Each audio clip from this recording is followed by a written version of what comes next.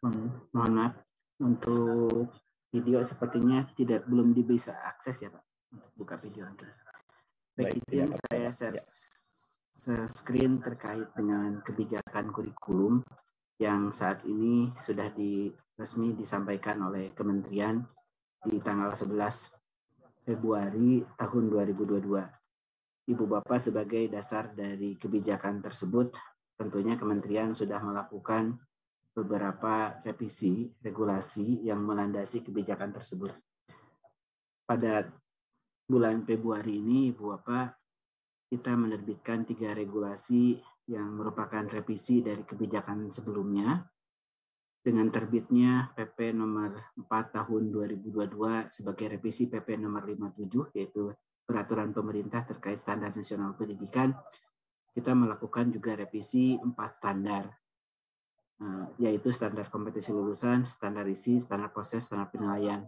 Namun yang sudah selesai diundangkan, ini ada 2 standar, 2 lagi masih berproses untuk proses pengundangannya. Tapi bahannya ini sudah jadi, namun masih dalam proses untuk harmonisasi dan pengundangan yang 2 standar lagi. Kita ketahui, Ibu Bapak, peraturan perundangan di kita terkait sistem pendidikan, kita memisah antara standar dan memisah dengan kurikulum.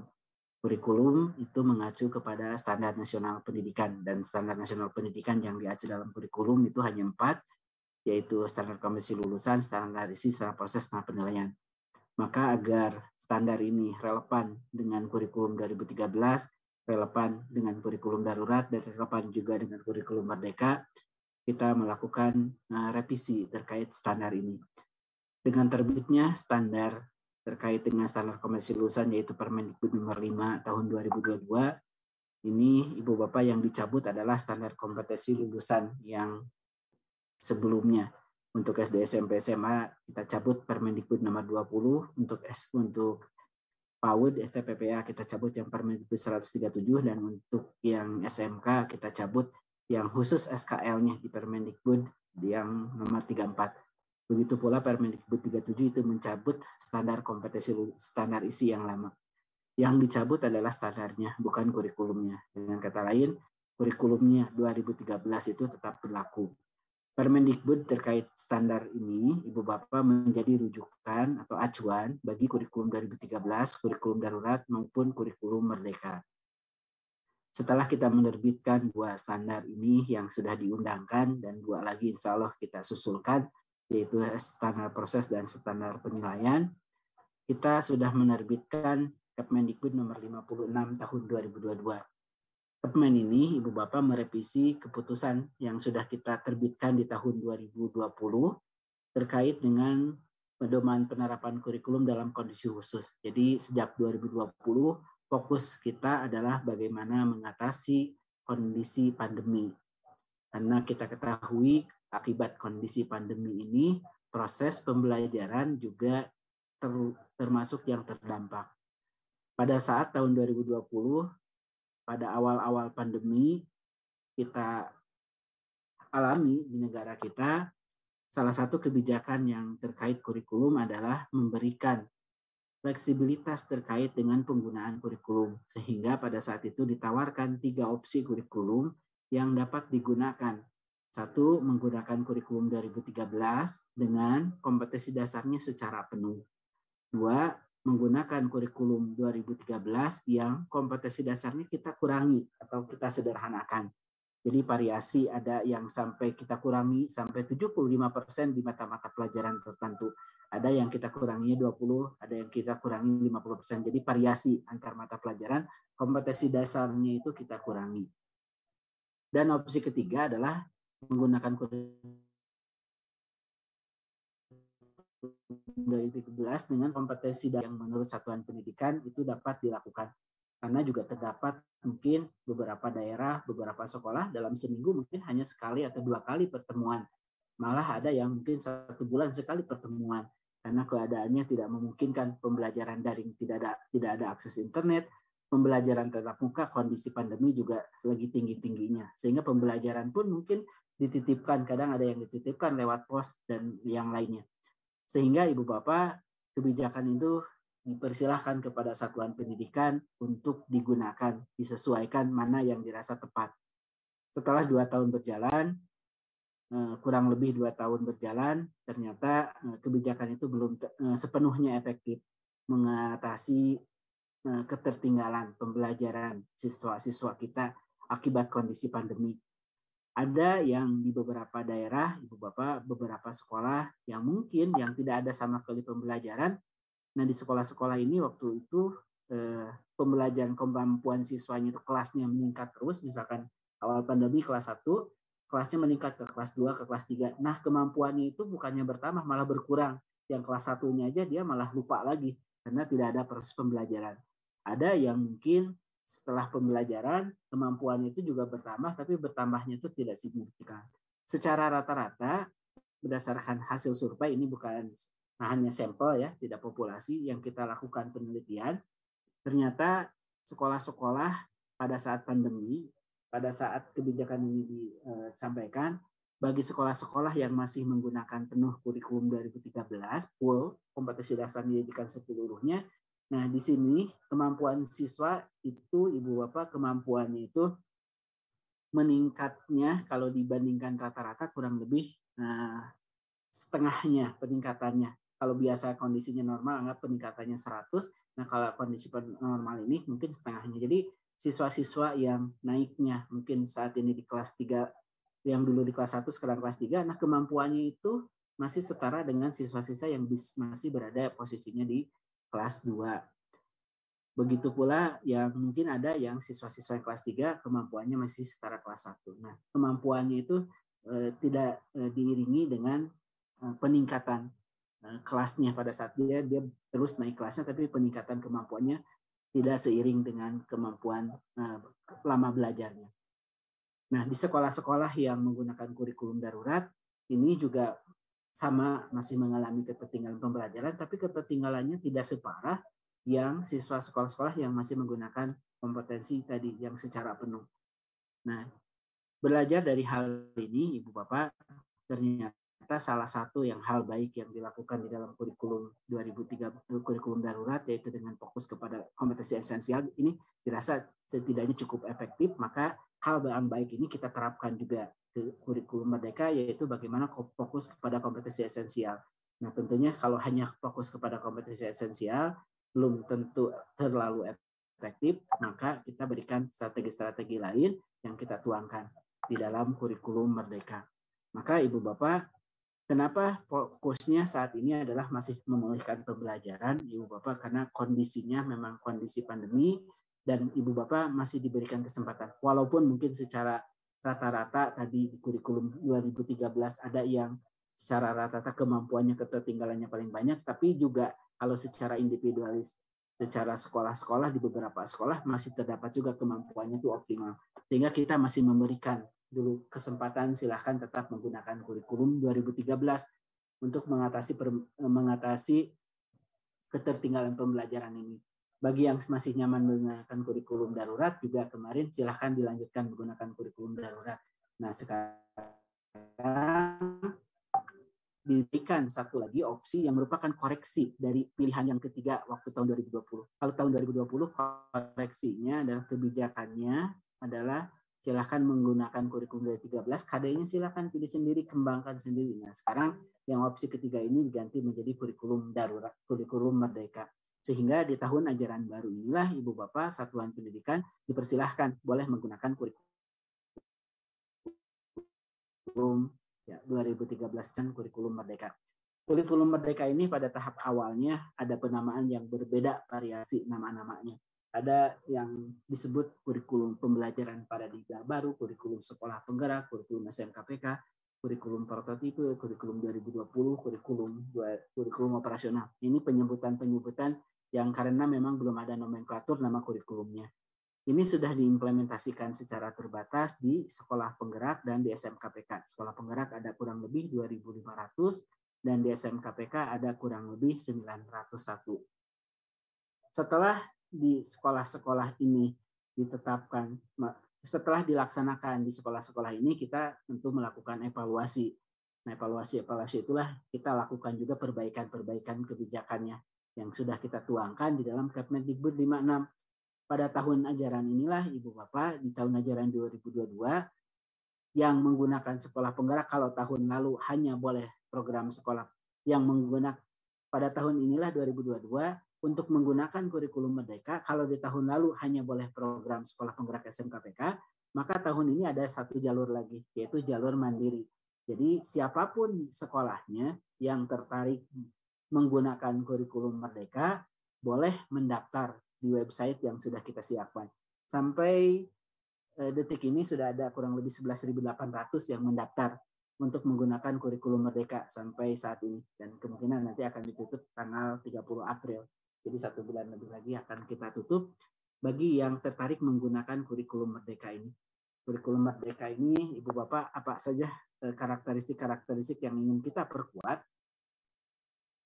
Kurikulum yang mungkin sebagai pengantar bahwa pengembangan kurikulum itu Ibu, kita pun tidak memulai dari nol. Hal-hal yang sudah baik di dalam kurikulum sebelumnya kita tetap pertahankan, kita lanjutkan. Dalam prinsipnya sejak 2006, 2013 kurikulum kita berbasis kompetensi. Ini pun kita lanjutkan. Kurikulum berbasis kompetensi kita lanjutkan di dalam kurikulum Merdeka. Di dalam kurikulum 2006, 2013 membangun kompetensi yang holistik, pengetahuannya, keterampilannya, sikapnya, emosionalnya dibangun secara utuh, itu sudah dibangun sejak kurikulum 2006, 2013, itu pun kita lanjutkan hal-hal baik tersebut. Yang di dalam kurikulum sejak 2006, 2013 bagaimana membangun kompetensi, bagaimana mengembangkan kemampuan siswa yang disesuaikan dengan kontekstualisasi, disesuaikan dengan karakter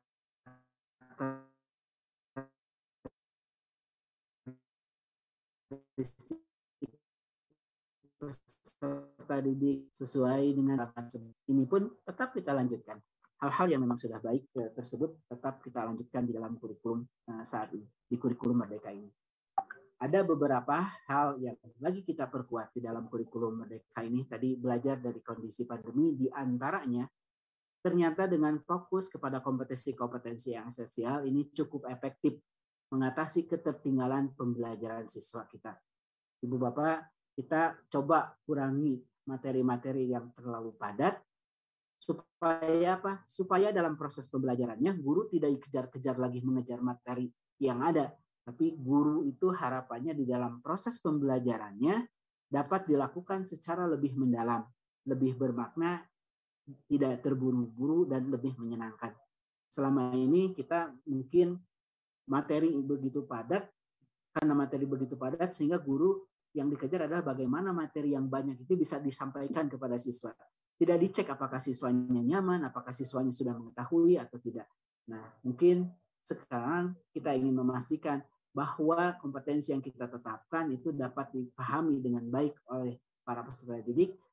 Guru dalam membelajarkan tidak terlalu dikejar-kejar oleh materi. Sehingga Ibu Bapak dengan fokus kepada kompetensi yang esensial, perubahan nyata di dalam kelas yang kita harapkan adalah bagaimana belajar menjadi lebih mendalam, lebih bermakna, tidak terburu-buru dan menyenangkan. Kalau di dalam proses pembelajaran hal ini belum terjadi, berarti belum sesuai yang kita harapkan perubahannya. Karena kita inginkan perubahan kurikulum itu jangan dimaknai hanya sebagai perubahan beban-beban administrasi, tapi harapannya bisa terlihat nyata di dalam proses pembelajarannya. Di antaranya dengan kita mengurangi materi-materi yang ada, harusnya di dalam proses pembelajaran yang terlihat adalah bagaimana belajar menjadi lebih mendalam, bagaimana belajar lebih bermakna, dan bagaimana belajar itu bisa lebih menyenangkan. Itu harapannya yang bisa terjadi di dalam kurikulum Merdeka ini.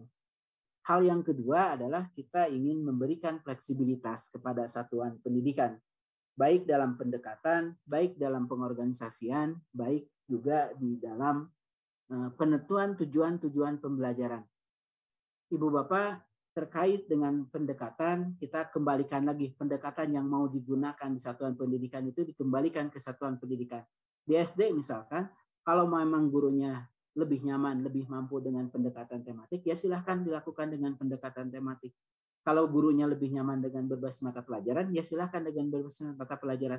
Begitu pula di jenjang atasnya, kalau di jenjang di SMP, SMA, gurunya bisa lebih mampu dengan tematik, ya silahkan dengan tematik. Kalau bisa dengan basis mata pelajaran silahkan. Jadi penentuan pendekatan yang dirasa tepat digunakan oleh guru, mana yang akan digunakan itu silahkan ditentukan oleh satuan pendidikan. Sehingga Ibu Bapak di dalam pendekatan sekolah memiliki kewenangan untuk mengembangkan, mengelola kurikulum sesuai karakteristik satuan pendidikan. Yang kedua adalah misalkan terkait dengan pengorganisasian yang selama ini pengorganisasian pembelajaran terutama dalam alokasi waktu kita tetapkan selama ini kan dalam jam pelajaran per minggu. Nah, sekarang kita tetapkannya per tahun. Sehingga untuk mencapainya bisa jadi tidak seragam. Kalau selama ini rutin selama 1 tahun mempelajari waktu belajar yang sama, dipelajari rutin sepanjang tahun. Nah, sekarang yang kita tetapkan per tahun. Sehingga memungkinkan ada inovasi-inovasi pengorganisasian.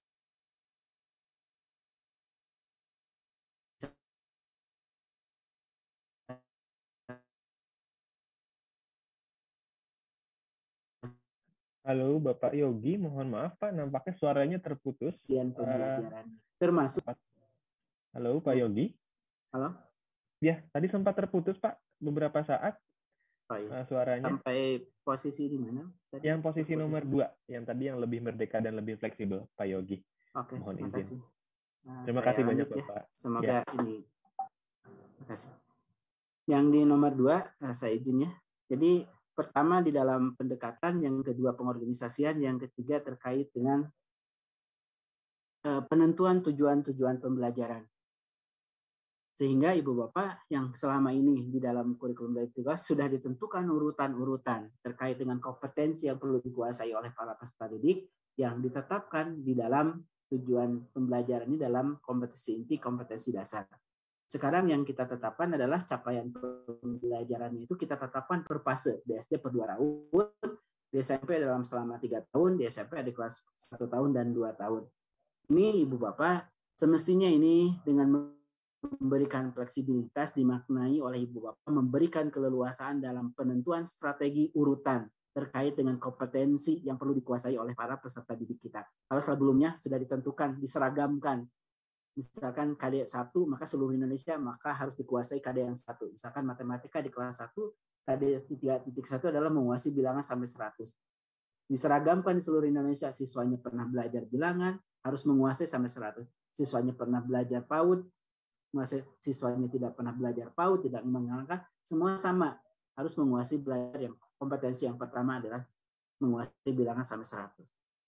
Nah, sekarang kita ingin mengembalikan penentuan tujuan-tujuan tahapan-tahapan itu diserahkan kepada satuan pendidikan yang kita tetapkan itu nanti di akhir fase, di akhir kelas 2.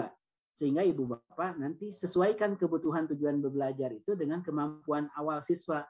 Kalau memang kemampuan awal siswanya belum ada satupun yang mengenal angka, mengenal numerasi, nggak pernah belajar di PAUD, mungkin cukup penentuan tujuan pembelajaran itu di tempatnya, di tempat Ibu Bapak cukup tentukan. Mungkin bilangan pun cukup sampai 5 atau cukup sampai 10. Di sekolah lain mungkin bisa menentukan belajar bilangan sampai 100 karena anak-anaknya sudah pada mengenal numerasi. Di sekolah lain lagi mungkin sebagian mengenal, sebagian belum, dan belum terlalu menguasai banyak. Cukup penentukan tujuan pembelajaran itu sampai 20. Sehingga penentuan tujuan-tujuan, urutan-urutan apa yang harus dikuasai itu, lihat kemampuan awal, tentukan oleh Bapak tujuannya.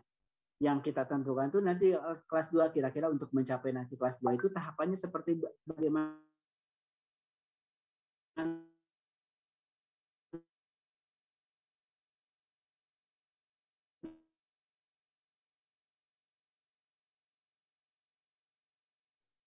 Nampaknya kita terputus lagi dengan Pak Yogi. Saya coba sambungkan kembali Bapak dan Ibu. Halo Pak Yogi, apakah masih bisa mendengar suara saya Pak Yogi? Nampaknya jaringan terputus alurnya Pak. Seperti apa? Nah itu ya kan udah Mas. Jelas nggak sekarang? Sudah kembali normal. Tadi sempat terputus beberapa saat Pak, tidak apa-apa. Silakan dilanjutkan Pak Yogi. Oh, terputus lagi ya. Mohon maaf. Tidak apa-apa Pak. Pakai jaringan hotel soalnya. Oke, silakan Jelas Pak dilanjutkan, tidak apa-apa. Jelas Pak, sudah jelas. Mohon maaf silakan, Mas, pakai WiFi hotel. Silakan Bapak. Izin lanjut ya. Iya Pak. Sehingga yang terkait fleksibilitas itu adalah bagaimana kita memberikan fleksibilitas di dalam pendekatan pengorganisasian termasuk penentuan tujuan-tujuan pembelajaran. Tahapan-tahapan apa yang perlu dikuasai itu semestinya dikembalikan kepada Ibu Bapak yang paling tahu Ibu Bapak. tujuan apa yang perlu saya capai, tahapan apa yang perlu saya capai sesuai dengan kemampuan para peserta didik Ibu Bapak. Itu yang terkait dengan fleksibilitas, sehingga nanti bagi sekolah bisa memiliki kewenangan untuk mengembangkan, mengelola kurikulum dan pembelajaran sesuai karakteristik peserta didik. Bagi guru bisa mengajar sesuai tahap dan pencapaian perkembangan peserta didik. Bagi peserta didik juga ini Bapak nanti akan ada, terutama kalau untuk di SMA, akan memberikan kesempatan memilih mata pelajaran sesuai minat, bakat, dan aspirasinya. Nah, yang ketiga adalah dengan konteks tadi terkait dengan karakter. Nah, karakter ini Ibu Bapak sejak 2006-2013 itu karakter sudah kita kuatkan. Malah di K13 sudah ada terkait dengan peraturan pemerintah terkait dengan penguatan karakter. Itu sudah kita lakukan. Namun mungkin dalam implementasinya, karena karakter itu seringkali dititipkan ke dalam intra, mungkin di dalam perencanaan pembelajaran rata-rata sudah pada dituangkan penguatan karakter. Dituliskan, dihitamkan tebal-tebal. Tapi dalam implementasinya seringkali fokus pembelajaran itu adalah kompetensi keilmuannya. Matematika ya pada saat dilaksanakan lebih fokus ke mengajarkan matematikanya, aljabarnya, bilangannya. Walaupun di dalam perencanaannya sudah tertuang. Nah, Ibu Bapak, kita ingin memastikan karakter itu benar-benar dibangun. Karena kita ingin fokus pendidikan itu bukan hanya membangun kompetensi pengetahuan keilmuannya saja, kompetensi akademiknya saja, kita ingin juga bagaimana karakter itu benar-benar bisa dibangun. Maka salah satu yang kita lakukan adalah dengan memberikan alokasi waktu khusus, mengambil seluruh alokasi waktu mata pelajaran, kurang lebih 20-30%, yang dilakukan untuk penguatan karakter. Nah, karakter ini dilakukan bagaimana? Nah, dilakukan penguatan karakter ini melalui proyek penguatan profil pelajar Pancasila. Jadi kegiatannya terkait dengan kebaharuannya bukan hanya dibatasi sebatas karakter. Nah, kalau karakter saja sejak 2004, sejak 2006, 2013 sudah kita lakukan. Nah, kita ingin memastikan pembangunan karakter melalui proyek penguatan profil pelajar Pancasila. Diberikan porsi khusus yang waktunya khusus memang dilakukan untuk penguatan karakter. Semua guru menjadi fasilitator bagaimana membangun karakter ini. Kita ingin memastikan bahwa kemampuan yang dikuasai oleh para peserta didik bukan hanya terkait akademik, tapi juga terkait dengan karakternya yang terbangun. Sesuai apa? Sesuai dengan dimensi dari profil pelajar Pancasila. Nah, inilah yang kita tuangkan. Yang ketiga adalah bagaimana pembelajaran melalui kegiatan proyek untuk memberikan kesempatan luas kepada peserta didik menggali isu-isu aktual, isu lingkungan, kesehatan, dan lain-lainnya untuk mendukung pengembangan karakter dan kompetensi profil pelajar Pancasila. Jadi proyek ini merupakan sarana bagaimana pembangunan karakter-karakter profil pelajar Pancasila ini. Itu tiga hal yang lagi ingin kita perkuat. Semestinya di dalam proses pembelajaran yang terjadi adalah satu, dengan mengurangi kompetensi yang esensial, satuan pendidikan, para pendidik melakukan proses pembelajaran bisa lebih mendalam, bermakna dan lebih menyenangkan. Dengan memberikan fleksibilitas di satuan pendidikan dapat membuat program-program yang inovatif untuk pengelolaan di satuan pendidikannya. Dengan memberikan penguatan karakter dalam bentuk proyek, harapannya dibangun karakter-karakter siswa supaya lebih mendalam. Nah, inilah yang harapannya terjadinya bukan sebatas dokumen, bukan hanya sebatas administrasi, tapi dapat diimplementasikan di level satuan pendidikan. Nah, kalau yang tiga ini, kalau berdasarkan hasil temuan kemarin yang kita peroleh, justru yang paling menikmati siswa, yang paling menyambut positif terkait kebijakan ini, yang ketiga ini adalah bagaimana siswa itu diberikan proyek penguatan profil pelajar Pancasila. Mereka bisa memahami keterkaitan berbagai keilmuan yang sudah diperolehnya. Dan mereka bisa lebih bereksplorasi, mereka bisa lebih mengembangkan kemampuannya. Inilah yang ingin kita tekankan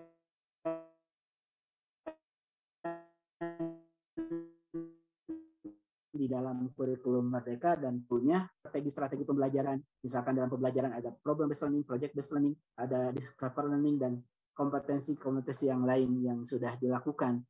Model-model yang lain sudah dilakukan sejak K13, itu kan tetap kita lakukan. Nah, suaranya terganggu lagi, Mas, sepertinya. Sudah normal, Pak? Tidak apa-apa. Silakan dilanjut, Pak. Sudah normal. Ya. Misalnya ada peringatan stabil. Nah, Ibu Bapak, untuk Halo, Pak Yogi, nampaknya kembali, Pak. Ini terputus-putus, Pak Yogi. Halo. Kementerian juga sudah menyiapkan platform Merdeka Mengajar yang merupakan platform menjadi bagus apa sekarang? Halo, Pak Yogi. Pak Padi, suaranya jelas nggak? Mendengar suara saya, Pak? Sudah, coba jelas, kalau Pak. Ya. Kalau Pak Padi mendengar suara saya dengan jelas nggak, Pak? Sudah jelas. Tadi sempat terputus, Pak. Ini sudah kembali normal. Silakan mungkin bisa Mohon dicoba maaf, kembali. Bapak, gangguannya kalau mengalami gangguan. Nah, Ibu Bapak, izin melanjutkan. Menyiapkan platformnya untuk mendukung kebijakan ini, dan Ibu Bapak dipersilahkan nanti jika tertarik bisa membuka website kurikulum untuk mempelajari lebih lanjut kurikulum merdekanya di website kurikulum.kemdikbud.go.id, dan silahkan mendaftar di kurikulum gtk.kemdikbud.go.id. Sampai saat ini Ibu Bapak mungkin sudah ada kurang lebih 11.800. Izin menyampaikan terkait website kurikulumnya. Jadi di dalam kurikulum.kemdikbud.go.id inilah kita simpan berbagai kebijakannya. Nah, jika Ibu Bapak ingin mempelajari lebih lanjut kurikulum 2013, kurikulum Merdeka, dan kurikulum darurat, silahkan buka website kurikulum.kemdikbud.go.id. Di sana sudah kita buka juga menu untuk perbandingannya.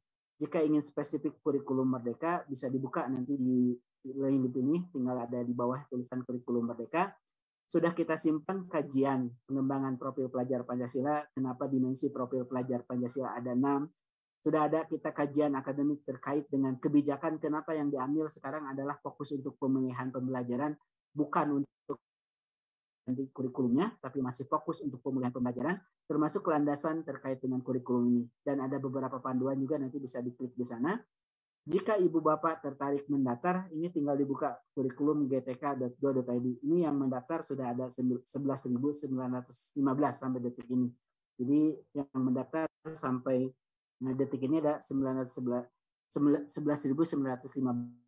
Nanti tinggal membuka, diklik websitenya, klik daftar. Yang bisa mendaftar nanti adalah pimpinan satuan pendidikan yang mempunyai akun SIM PKB.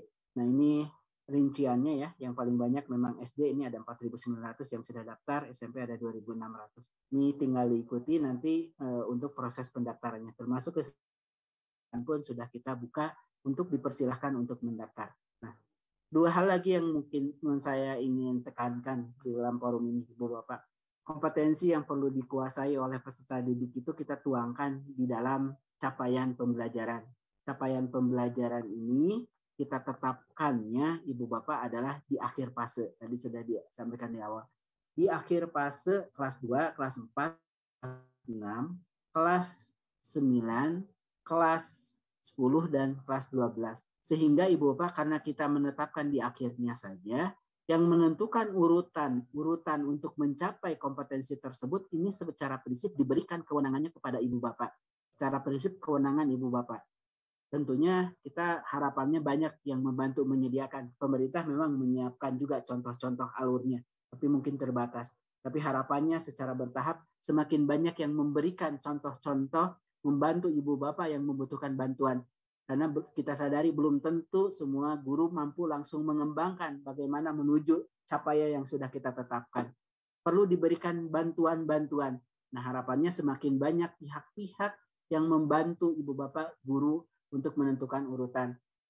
Sehingga Ibu Bapak paling tahu tepat, oh mungkin di sekolah A menggunakan strategi yang A, di sekolah B menggunakan strategi yang B, di sekolah C menggunakan strategi yang C.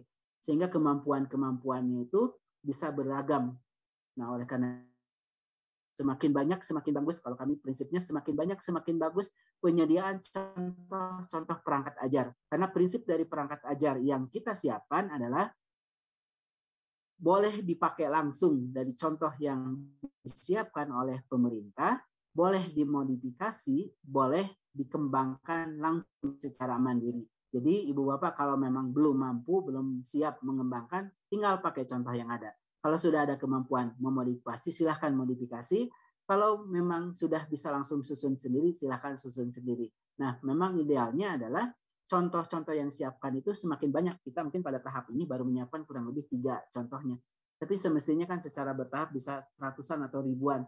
Karena kan karakter itu sangat beragam. Nah, kalau contohnya hanya 3 juga mungkin terbatas. Nah, harapannya semakin banyak pihak yang membantu kita, kementerian, membantu satuan pendidikan menyediakan contoh-contoh perangkat pembelajaran mereka harus mengajar seperti apa. Itu harapannya semakin banyak tersedia supaya nanti guru-guru yang membutuhkan bantuan bisa memilih, oh saya lebih tepat menggunakan di sini materi pembelajaran yang ini. Oh di tempat lain menggunakan contoh yang lain. Sehingga kalau semakin banyak variasi, semakin bagus. Nah, itulah yang kita harapkan kontekstualisasi yang sudah diamanahkan sejak 2003 melalui Undang-Undang Sisdiknas, adanya diversifikasi bagaimana pembelajaran sesuai karakteristik peserta didik, sesuai karakteristik daerah, dan sesuai karakteristik satuan pendidikan itu benar-benar bisa terjadi. Kalau itu pun bisa, kalau kita mampu menyediakan semakin banyak contoh, itu saya rasa bisa nanti kontekstualisasi itu bisa terjadi di level satuan pendidikan. Dan terakhir mungkin sebagai pencapaian Ibu Bapak terkait dengan arah visi pendidikan kita, saat ini kita tuangkan di dalam dimensi profil pelajar Pancasila. Ada 6 dimensi profil pelajar Pancasila yang perlu dikuasai oleh para peserta didik. Yaitu ini yang terkait dengan beriman bertakwa kepada Tuhan Yang Maha Esa, lalu terkait juga dengan penalarannya. Nah, ini izin menampilkannya, semoga terlihat. Beriman bertakwa kepada Tuhan Yang Maha Esa dan berhak mulia berkaitan dengan kebinekaannya, berkaitan bergotong royongnya, berkaitan mandiri, bernalar kritis, dan kreatif. Untuk mencapai ini, Ibu Bapak, ingin memastikan dimensi ini bisa tercapai, maka kita dalam struktur kurikulumnya kita pilah menjadi 2. Satu, melalui kegiatan intra, yaitu pembelajaran. Jadi pembelajaran pun matematika mungkin secara tidak langsung mencapai pengenalan kritis, kreatif dibangun juga melalui berbagai mata pelajaran. Bahasa Indonesia mungkin membangun juga mandiri, bergotong royong. Pancasila membangun juga beriman, bertakwa, berkebinekaan global, bergotong royong. Nah, berbagai mata pelajaran mungkin juga memang mencapai. Tapi kita ingin memastikan kegiatan ini bukan hanya melalui mata pelajaran,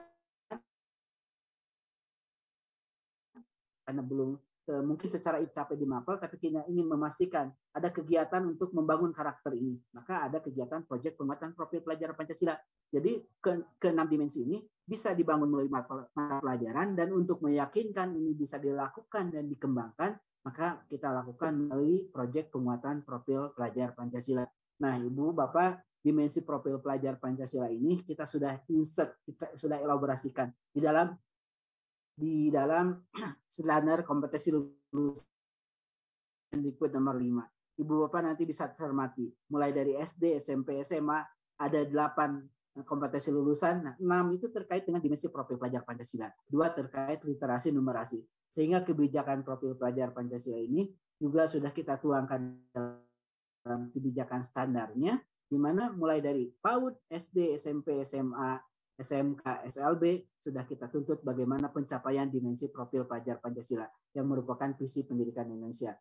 Nah, karena ini menjadi visinya, menjadi kompetensi lulusan yang harus dikuasai, maka kita sebagai pengembang kurikulum sudah kita terjemahkan ke dalam kurikulum, kita buat dalam struktur kurikulumnya untuk mencapai ke 6 dimensi ini. Karena tadi sudah kita integrasikan kan di dalam standar kompetensi lulusan.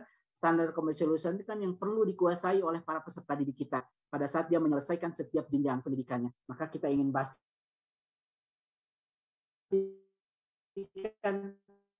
kompetensinya tercapai melalui kurikulum, ya kan? Melalui yang dapat dilakukan untuk pencapaian dimensi profil pelajar Pancasila ini. Jadi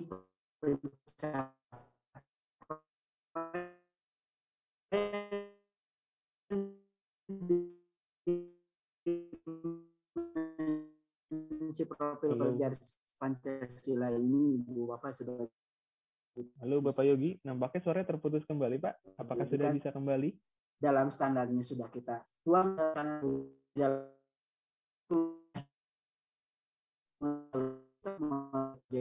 kita tuangkan, ada yang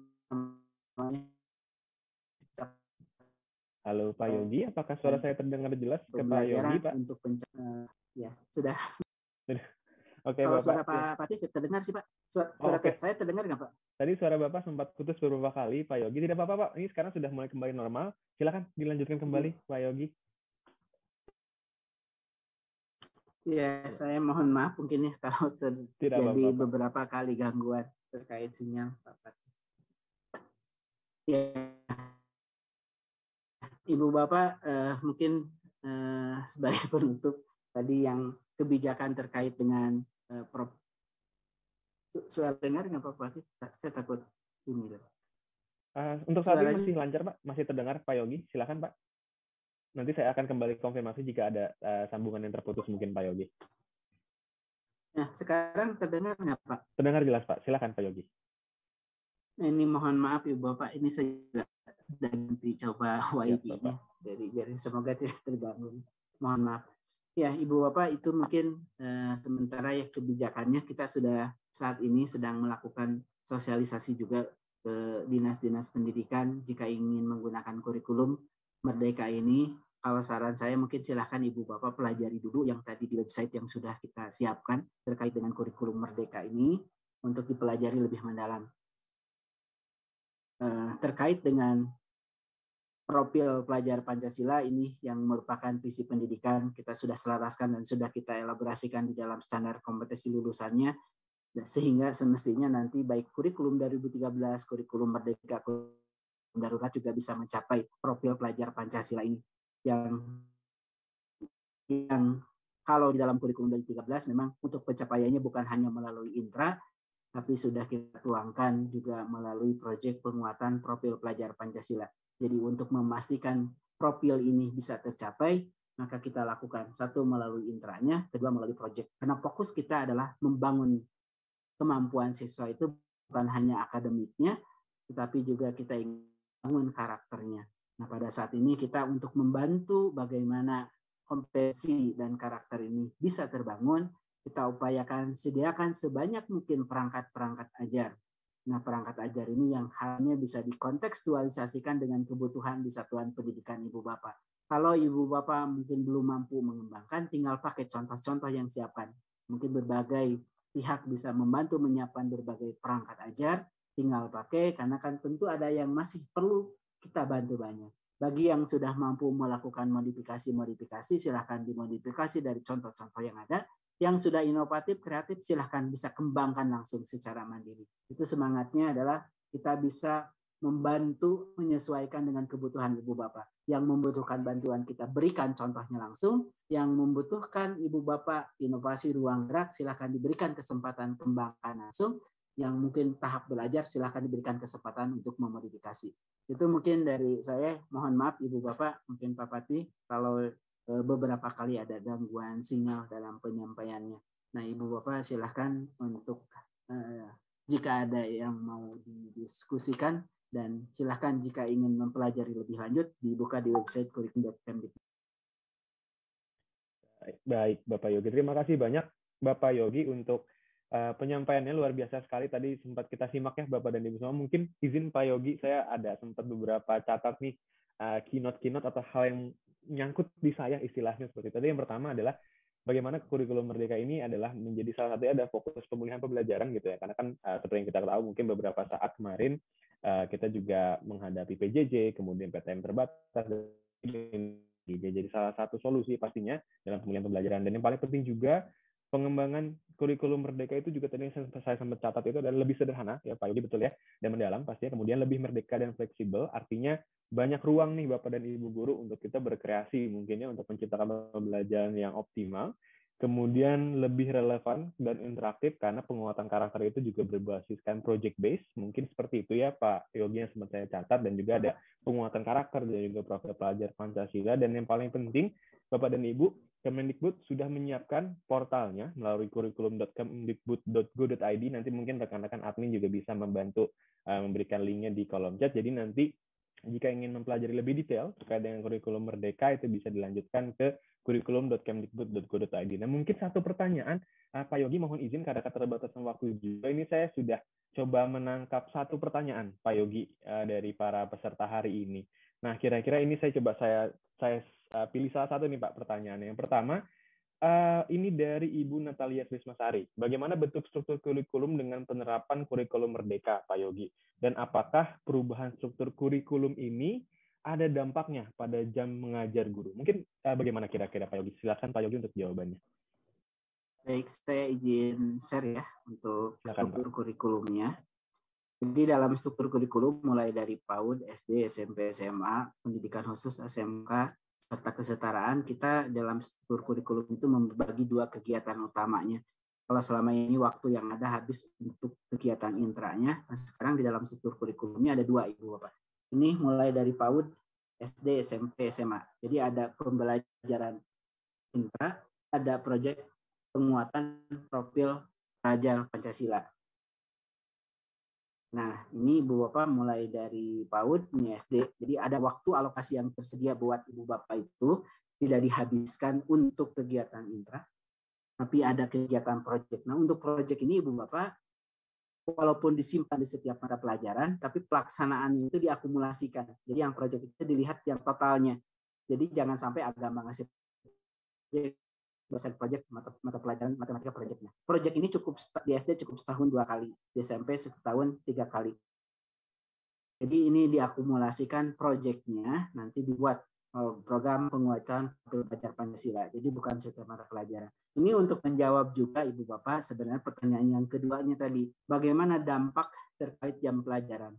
Maka untuk menjaga alokasi waktu, kalau untuk di SD semestinya aman, karena SD itu sistemnya masih guru kelas. Jadi yang diinput adalah guru kelas. Nah ini yang paling perlu diamankan mulai dari SMP. Jadi untuk di SMP, Ibu Bapak, SMA karena dia guru mata pelajaran, kenapa kita menyajikan bentuknya seperti ini ya? Proyeknya kenapa nggak simpan aja sih di bawah langsung akumulasikan? Nah inilah pertimbangannya untuk beban mengajar guru. Supaya beban mengajar guru tetap dibandingkan dengan 13, agama tetap 3 jam, Pancasila tetap 3 jam, bahasa Indonesia tetap 3 jam, maka kita simpan proyek alokasinya itu di samping kanan-kanannya. Sebenarnya pelaksanaan itu disimpan, digabung semua, tapi untuk keperluan beban mengajar guru, ini Ibu Bapak kita simpan di samping kanannya alokasinya. Jadi beban mengajar semestinya hampir semuanya tetap, kecuali yang untuk seni. Seni karena menjadi pilihan dengan prakarya, sama pilihan untuk SMA. Nah itu pun sudah kita wadahi. Kalau untuk agama, Pancasila di SMP semuanya bahasa Inggris dijauhkan, nanti saya Ibu pasangkan ini yang totalnya yang oranye ya, beban mengajarnya tetap. Nah, kecuali yang seni mungkin karena menjadi pilihan dengan prakarya, serta untuk yang mata pilihan di SMA, itu sudah kita wadahi di dalam lampiran 2 keputusannya. Kalau sebelumnya sudah dapat K13, maka dapat sertifikasi, maka kalau yang terdampak karena perubahan struktur kurikulum yang seni sama kelompok pilihan itu masih tetap diberikan. Itu dikecualikan yang berubah karena beban mengajarnya. Tetapi kalau yang lainnya semestinya alokasinya tetap, nanti Ibu Bapak bisa sandingkan dengan struktur yang total beban mengajarnya itu adalah intra dengan proyek itu tetap. Sehingga semestinya tidak menjadi isu dia kekurangan beban mengajarnya. Karena strukturnya tetap, kecuali yang tadi seni sama kelompok mata pelajaran pilihan yang ada terdampak, dan itu pun sudah coba kita amankan bahwa kalau sebelumnya sudah dapat tunjangan, sekarang tetap memperoleh tunjangan. Itu mungkin Pak Patih. Baik, terima kasih banyak Pak Yogi atas jawabannya. Semoga menjawab Ibu pertanyaannya tadi, dan mungkin saya kembali coba tadi ada beberapa statement yang sangat menarik yang saya rasa sangat luar biasa informatif untuk kita semua Bapak dan Ibu. Yang paling penting adalah bagaimana kita bisa memilih pastinya beberapa kurikulum yang tadi Pak Yogi ya yang bisa disesuaikan dengan konteks dari masing-masing satuan pendidikan pasti untuk mencapai tujuan pembelajaran yang optimal. Dan yang paling penting juga informasi sudah dirangkum dengan cukup jelas pastinya oleh Kemendikbud melalui kurikulum dan Kemdikbud.go.id, dan pastikan nanti Bapak dan Ibu bisa memanfaatkan dan mengakses portal tersebut sebagai dasar informasi yang Bapak dan Ibu semua ingin ketahui terkait dengan kurikulum Merdeka. Terima kasih banyak Bapak Yogi Anggraina atas waktu dan kesempatannya Pak. Mudah-mudahan apa yang kita diskusikan hari ini Pak Yogi bisa bermanfaat untuk Bapak dan Ibu guru seluruh peserta hari ini. Dan kami atas nama tim Ruang Guru mengucapkan terima kasih atas waktunya Pak. Jika ada kegiatan atau agenda lain, kami persilakan untuk meninggalkan tempat. Sekali lagi kami ucapkan terima kasih Pak Yogi. Sehat-sehat selalu Pak Yogi. Sama-sama Pak Patih. Terima kasih banyak Ibu Bapak, izin pamit.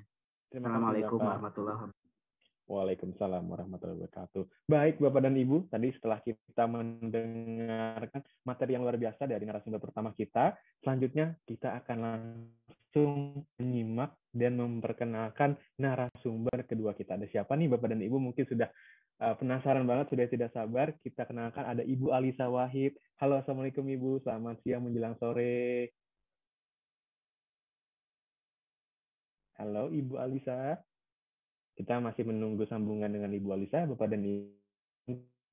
Silakan yang mau break dulu, mengambil minum gitu ya, mengambil cemilan, boleh banget Bapak dan Ibu. Yang paling penting adalah bagaimana Bapak dan Ibu bisa mempersiapkan posisi senyaman mungkin, karena selanjutnya ini kita sudah kedatangan narasumber yang luar biasa. Halo Ibu, Assalamualaikum. Waalaikumsalam Mas, mohon maaf tadi Iya, apa namanya Ibu. Lupa kalau belum dipasang, jadi iya, nggak kedengeran. Nggak apa-apa, Ibu. Nggak apa-apa, Ibu. Oke. Suatu kehormatan, suatu kebanggaan, Ibu bisa jumpa dengan Ibu Alisa Wahid di hari ini. Terima Sayangnya memang kasih. virtual nih, Bu. Mudah-mudahan next time kita bisa ketemu langsungnya dengan Bapak dan Ibu guru semua. Amin. Apa kabar Ibu hari ini? Alhamdulillah baik, sehat. Kalau nggak virtual, nggak bisa 3.000. Mas. Iya, betul. Jadi betul. selalu ada hikmah betul. di balik semuanya. Alhamdulillah melalui virtual ini justru bisa menyapa 3.000 kepala sekolah, guru-guru, ya orang-orang yang akan membentuk masa depan Indonesia ini.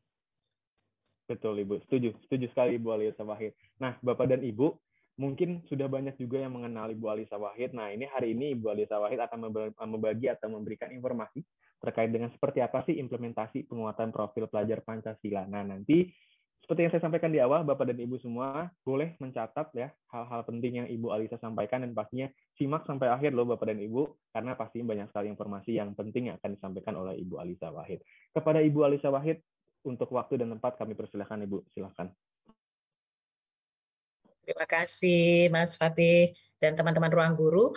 Assalamualaikum warahmatullahi wabarakatuh. Selamat sore, salam sehat, salam sejahtera untuk Bapak Ibu sekalian, para pendidik, para para pembentuk masa depan Indonesia, karena di tangan Bapak Ibu lah anak-anak muda Indonesia sedang dipersiapkan.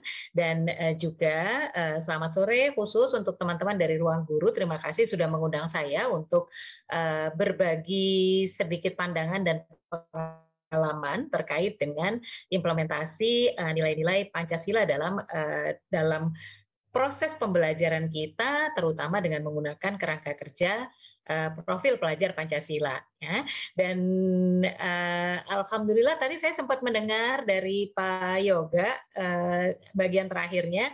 Jadi saya pikir itu memudahkan saya, Mas Wati, sehingga kita nggak perlu mengulang-ulang ya. Saya nggak perlu nanti membahas satu-satu apa sih detailnya dari keenam karakteristik itu, tetapi Bapak Ibu tadi sudah mencermatinya. Jadi saya nanti bisa lebih fokus pada metode pembelajarannya yang lebih implementatifnya begitu ya. Nah, untuk mempersingkat waktu, saya langsung screen sharing saja ya, Mas Fatih ya. Boleh, silakan Ibu. Tetapi nanti mohon izin, kalau sinyal saya kemudian seperti tadi Pak Yoga, kemudian agak error, saya izin nanti mematikan video ya. Tapi boleh, saya nunggu kalau ada sinyal. Siap. Selama masih bisa, saya akan tetap muncul. Nanti kalaupun hilang, saya yakin Bapak Ibu sekalian sudah meyakini ada manusianya, bukan makhluk halus gitu, karena sekarang udah kelihatan gitu. Oke, kita akan berdiskusi. Nanti saya sih pengennya mendengarkan banyak ya dari para Bapak Ibu. Nggak enaknya ini kelemahannya kalau online adalah nggak bisa benar-benar interaktif ya, Mas Fatih. Walaupun nanti saya akan sharing tentang bagaimana kami membangun proses yang interaktif bahkan melalui platform online seperti Zoom kali ini. Begitu. Yang pertama, Bapak Ibu sekalian, kita semua bangsa Indonesia sekarang sedang punya impian. Impiannya adalah Indonesia emas. Dan Indonesia emas itu kita berharap bisa diwujudkan pada tahun 2045 nanti. 100 tahun Indonesia merdeka itu benar-benar Indonesia emas. Ini kan Indonesia emas itu yang seperti apa, begitu. Nah, kalau kembali kepada rancangan para pendiri bangsa, para bapak dan ibu bangsa yang mempersiapkan kemerdekaan Indonesia, yang dipersiapkan itu adalah Indonesia yang berdaulat, maju, adil, dan makmur. Mas Fatih, saya itu baru terkaget-kaget membaca tulisan dari Almarhum Gus Dur, ayah saya, terkait dengan cita-cita bangsa dan negara. Begitu. Beliau menuliskan begini pada tahun 2006. Banyak negara menyatakan tujuan bernegaranya adalah untuk freedom and prosperity. Jadi kemerdekaan dan kemakmuran. Tetapi Indonesia menetapkan tujuan bernegaranya adalah. Halo Ibu Alisa, Ibu mohon izin nampaknya sudah ada gangguan internet. Sudah mulai, sudah mulai ya. Kebetulan Ibu mohon maaf. Oke, cek tunai. Suaranya Mas Fatih kedengeran? Sekarang suara saya udah oke belum? Kita masih mencoba sambungan dengan Ibu Alisa ya, Bapak. Oke, cek. Beliau bisa segera mendengar. Cek.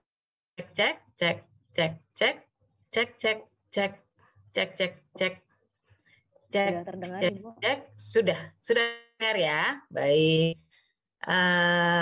Oke, moga-moga ini lancar. Yang penting suara saya ya. Oke, jadi kembali ke tadi, saya membaca salah satu tulisan Gus Dur pada tahun 2006. Beliau menuliskan begini. Sebagian besar negara menyatakan bahwa tujuan bernegaranya itu adalah kemerdekaan dan kemakmuran. Jadi freedom and prosperity. Tapi Indonesia menetapkan bahwa tujuan kemerdekaannya, tujuan bernegara berbangsanya adalah keadilan dan kemakmuran. Ya, justice and prosperity. Itu kenapa ke dalam cita-cita kemerdekaan kita selalu disebutkan adil dan makmur. Bapak Ibu sekalian, kalau makmur hanya sebagian orang saja, tapi tidak masih banyak yang warga negara yang ternyata tidak makmur, itu berarti tujuan bernegara kita belum tercapai, tujuan Indonesia emasnya belum tercapai, belum terwujud begitu. Makanya penting sekali untuk memastikan bahwa kita memiliki sumber daya manusia yang benar-benar siap untuk membawa Indonesia maju menuju Indonesia emas. Nah, Indonesia maju ini hanya bisa diwujudkan oleh manusia Pancasilais yang unggul, yang kalau dalam RPJMN 2020 sampai 2045 itu disebut bahwa prioritas nasional ketiga adalah kualitas SDM yang berkualitas dan berdaya saing. Ini termasuk di dalamnya yang ada di melalui proses pendidikan yang berkualitas. Tapi selain itu ada pembinaan ideologi Pancasila yang membawa nilai-nilai kebangsaan dan juga revolusi mental yang membawa nilai-nilai integritas, etos kerja dan gotong royong. Gitu. Harapannya dengan ini tiga dimensi ini, maka kita bisa mewujudkan manusia Pancasilais yang unggul, dan kalau manusia Pancasilaisnya unggul, maka Indonesia akan maju. Kalau Indonesianya maju, maka Indonesia emas itu bisa kita wujudkan. Nah, jadi Bapak Ibu sekalian, mencetak anak-anak muda dengan kerangka profil pemuda, profil pelajar Pancasila itu ternyata bukan hanya kita bicara tentang nilai-nilai itu sendiri saja, tetapi kita bicara tentang cita-cita kemerdekaan kita. Sebegitu pentingnya Bapak Ibu. Maka kemudian pertanyaannya adalah, kalau memang sudah ada profil pelajar Pancasila yang seperti ini, pertanyaannya adalah bagaimana itu benar-benar bisa kita tanamkan ke dalam diri anak-anak kita. Karena kita harus mengakui bahwa sampai saat ini kita masih mengalami banyak sekali tantangan. Kita belum berada pada titik di mana kita bisa bangga mengatakan bahwa oh, kami berhasil mencetak orang-orang Indonesia yang Pancasilais. Itu belum. Kita tahu bahkan anak-anak muda beberapa tahun yang lalu ya viral kan, beberapa tahun yang lalu, tahun lalu saja masih viral video anak-anak usia sekolah itu ketika ditanya tentang Pancasila mereka tidak hafal. Atau ditanya sejarah Indonesia mereka tidak hafal. Ditanya presiden-presiden Indonesia mereka tidak hafal. Kalau ditanya YouTuber, influencer, atau Sultan, Crazy Rich, dan bla bla bla itu mereka hafal begitu. Maka kita harus mengakui bahwa kita masih punya persoalan dalam konteks membangun nasionalisme di dalam diri warga Indonesia ini. Padahal syarat untuk bisa maju ke depan itu adalah siap menjadi warga global, tetapi harus kuat berakar pada keindonesiaan kita. Begitu. Nah, tadi sudah dibahas dengan detail sekali yang disebut dengan profil pelajar Pancasila itu yang seperti apa. Satu, jelas beriman, bertakwa kepada Tuhan Yang Maha Esa, dan berakhlak mulia. Yang kedua, jelas mandiri. Yang ketiga, bernalar kritis juga tadi sudah dibahas. Yang keempat, kreatif. Yang kelima, bergotong royong. Dan keenam, itu berkebinekaan global. Begitu. Yang tadi ya, siap menjadi bagian dari desa kita, global village kita, tapi pada saat yang sama tidak kehilangan jati dirinya sebagai bangsa Indonesia. Begitu. Nah, sekarang pertanyaannya, ini saya mengambil dari peta jalan pendidikan nasional begitu. Yang digambarkan adalah kurikulum hasil yang diharapkan dari proses internalisasi nilai-nilai dalam profil pelajar Pancasila itu adalah karakteristik pelajar Pancasila yang seperti ini, menjadi pembelajar sepanjang hayat yang dilengkapi dengan kompetensi kompetitif global dan menjunjung tinggi nilai-nilai Pancasila. Dan itu tadi Pak Yoga juga sudah menyampaikan bahwa ini sudah diintegrasikan dalam kompetensi akhir dari proses pembelajaran begitu. Nah, sekarang dengan tujuan yang seperti itu, dengan target yang seperti itu, maka kemudian membangun ruang kelas dan ruang belajar itu diperlukan untuk memastikan bahwa proses itu berlangsung dengan baik. Ini ada beberapa prinsip, tapi Bapak Ibu sebetulnya bisa mempelajarinya dengan lebih detail itu di dokumen-dokumen yang sudah ada di. Saya yakin lah kalau ini saya berhadapannya dengan para guru dan para kepala sekolah, udah jangan-jangan udah khatam khatam luar dalam, depan belakang, atas bawah begitu ya, bahwa kita perlu lingkungan yang aman dan inklusif, perlu didukung teknologi karena ini nanti dunia yang akan dihadapi oleh anak-anak kita, kemudian perlu membangun kolaborasi, watak kolaboratif itu ditumbuhkan betul-betul, kemudian pembelajarannya berbasis pengalaman atau experience based dan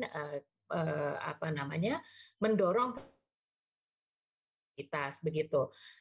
Nah, sekarang bagaimana menurunkan itu gitu dalam kehidupan sehari-hari. Nah, saya ingin sekali ingatkan satu hal Bapak Ibu, bahwa penanaman nilai itu perlu untuk memperhatikan memperhatikan dinamika dari anak-anak didik kita. Begitu. Kenapa? Sering sekali yang terjadi values itu diperlakukan sebagai pengetahuan, sebagai knowledge. Nanti kalau kalau pakai taksonomi Bloom ya itu kenanya hanya di dua level yang paling bawah. Hanya mengingat dan memahami saja. Tetapi karena dia diperlakukan sebagai pengetahuan, dia kemudian tidak menjadi living values. Begitu. Jadi PR kita itu adalah dalam prinsip penanaman nilai itu harus hidup dalam keseharian anak-anak. Begitu. Jadi inilah yang kita perlu untuk pastikan dalam proses proses pembelajaran, mendesain proses pembelajaran itu. Nilai bukanlah pengetahuan dan dia harus hidup dalam keseharian. Nah, karena itu kita perlu memanfaatkan value attack atau serangan nilai yang menyenangkan. Saya ambil contoh di sekolah anak saya. Anak-anak saya sekolah di namanya Sekolah Tumbuh di Yogyakarta. Saya dan suami saya senang sekali dengan konsep belajar di Sekolah Tumbuh ini. Di kelas 1 SD, salah satu PR anak-anak itu adalah PR mereka itu selalu PR yang akhir pekan dan melibatkan keluarga. Begitu. Nah, salah satu PR mereka itu adalah membuat kegiatan masak bersama, ya, masak bersama dengan bapak ibunya. Secara spesifik diminta dengan bapak ibunya, dan tugas mereka adalah memotret. Tugas anak-anak adalah memotret memotret bahan makanan dan step-stepnya, begitu. Nah, tetapi orang tua juga diberi pesan bahwa yang akan diperkuat adalah nilai-nilai kolaborasi, adalah nilai-nilai tanggung jawab, adalah nilai-nilai bekerja dengan tertib seperti itu. Jadi kami orang tua tahu, oh ini toh yang diminta gitu ya dari pihak sekolah, oleh pihak sekolah. Kami akan kemudian menyiapkan proses masak-memasaknya itu bersama si anak yang masih SD ini, gitu ya. Lalu kemudian kami masak bersama-sama, sangat menyenangkan itu. Dan karena dikasih PR kolaborasi, maka kemudian para orang tua juga menjadi kreatif untuk membangun kolaborasi itu bagaimana caranya, gitu. Nah, begitu juga nanti pada saat mereka masuk kelas 2, mereka sudah mulai diperkenalkan dengan kewirausahaan. Kebetulan anak-anak saya sekolah di Sekolah Tumbuh yang fokusnya pada kewirausahaan. Yang dilakukan adalah para orang tua kembali dilibatkan, anak-anak dibagi menjadi beberapa kelompok, lalu mereka kemudian diminta untuk memproduksi sesuatu yang bisa dijual, gitu. Semudah-mudahnya bikin jus, gitu ya, atau bikin kue apa, atau apapun mereka bisa putuskan bersama-sama, lalu mereka produksi bersama-sama, lalu kemudian dibuatkan bazar. Begitu, di mana anak-anak ini berjualan produk-produk mereka, yang membeli ya orang tuanya, teman-temannya, begitu kan. Tapi anak-anak ini kemudian belajar tentang kemandirian, belajar tentang kerjasama, belajar tentang orientasi pada hasil, bukan pada sekedar main-main, tetapi juga dengan suasana yang sangat nyaman. Nah, itulah yang disebut sebagai value attack. Begitu, itu namanya value attack. Value attack-nya adalah produksi sesuatu bersama, begitu. Nah, kemudian yang namanya penanaman nilai itu membutuhkan pendekatan yang komprehensif. Sekali lagi, karena bukan pengetahuan, dia pendekatannya komprehensif, maka dia memerlukan enabling environment atau lingkungan yang memang mendukung, begitu ya, yang memampukan anak-anak melakukannya, begitu. Maka misalnya kalau di playgroup TK yang saya kelola, itu kami kan menggunakan nilai-nilai Pancasila sebagai nilai-nilai jati diri bangsa yang ingin kami kuatkan. Maka kemudian para guru itu belajar untuk memasukkan nilai-nilai ini sebagai bagian dari proses belajar anak-anak. Dan karena kalau playgroup TK itu learning through play, maka kami mendesain play-nya itu membawa muatan tertentu. Misalnya contohnya begini. Anak playgroup, anak TK itu kan ya mainannya kegiatannya di sekolah adalah nyanyi, tugas kelompok, kemudian prakarya, kan begitu ya, kalau anak-anak playgroup atau TK. Ketika seorang guru itu dia sedang ingin memperkuat nilai persatuan Indonesia, maka kita minta dia untuk guru ini kreatif. Bagaimana caranya memasukkan value atau muatan persatuan Indonesia itu ke dalam proses pembelajaran. Maka biasanya guru akan memilih lagu-lagu yang itu lagu-lagu nasional, begitu, untuk dinyanyikan bersama anak-anak. Tapi kalau minggu depan PR-nya itu adalah sila keempat, berarti itu musyawarah, maka yang dilakukan berbeda. Dia bisa kreatifnya dengan membagi anak-anak menjadi beberapa kelompok dan meminta mereka untuk bermusyawarah, memilih lagunya, dan memilih gayanya. begitu. Sehingga kemudian mereka belajar untuk bagaimana bermusyawarah, bagaimana saling mendengarkan, bagaimana membuat kesepakatan, begitu. Itu pendekatan yang komprehensif. Artinya tidak hanya pada satu waktu, tetapi memang desain proses pembelajarannya itu sudah diatur sedemikian rupa dari hari ke hari, begitu. Nah, yang berikutnya tentu saja untuk penanaman nilai harus sesuai dengan tahap perkembangan anak. Ini kalau membahas ini bisa banyak teori kita pakai ya. Misalnya kalau kita pakai teori Kohlberg, maka anak-anak usia di bawah 7 tahun tentu sangat berbeda dengan anak-anak SMP atau SMA. Yang berikutnya walk the talk. Kita sebagai orang dewasa yang bertanggung jawab atas perkembangan pembelajaran mereka, maka kita harus menggunakan prinsip kongruensi ini. Kita tidak bisa mengajarkan hal-hal yang kita tidak lakukan kepada anak-anak kita, karena anak-anak kita ini ada satu apa namanya, satu adagium, satu pepatah yang mengatakan kalau anak-anak dan orang dewasa yang ada di sekitarnya, baik orang tua maupun guru, itu yang dipegang anak-anak tuh seperti ini. What you do speak so loudly, I cannot hear what you say. Apa yang ayah, ibu, bapak, ibu guru lakukan, itu suaranya nyaring sekali sampai saya tidak bisa mendengar apa yang bapak, ibu, ayah, ibu sampaikan atau katakan. Gitu. Jadi kata-kata kita itu kalah nyaring bunyinya dengan apa yang jadi tindakan kita. Dan yang terakhir tentu saja prinsip penanaman nilai selalu tidak bisa lepas dari prinsip repetisi, karena repetition is the mother of all learning, begitu. Jadi harus repetisi day in day out, dari hari ke hari itu diperkuat. Tidak cukup hanya sekali saja.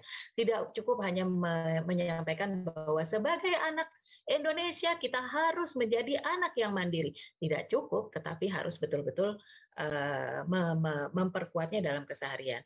Saya yakin ini tidak perlu dijelaskan. Saya sisipkan saja bahwa 5 aspek ini seharusnya menjadi pilar-pilar dalam proses pembelajaran pada saat kita mendesain belajarnya, sehingga learning to do menjadi seseorang yang berwawasan kebinekaan global. Itu learning to do-nya seperti apa, learning to be-nya seperti apa, dan seterusnya itu harus diperhatikan.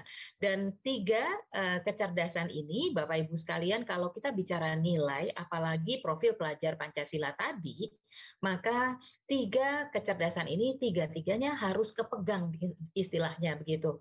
Dalam desain pembelajaran kita, ada proses mereka memang mendalami technical knowledge-nya, tetapi itu berarti pengetahuannya, tetapi juga kemudian practical knowledge-nya,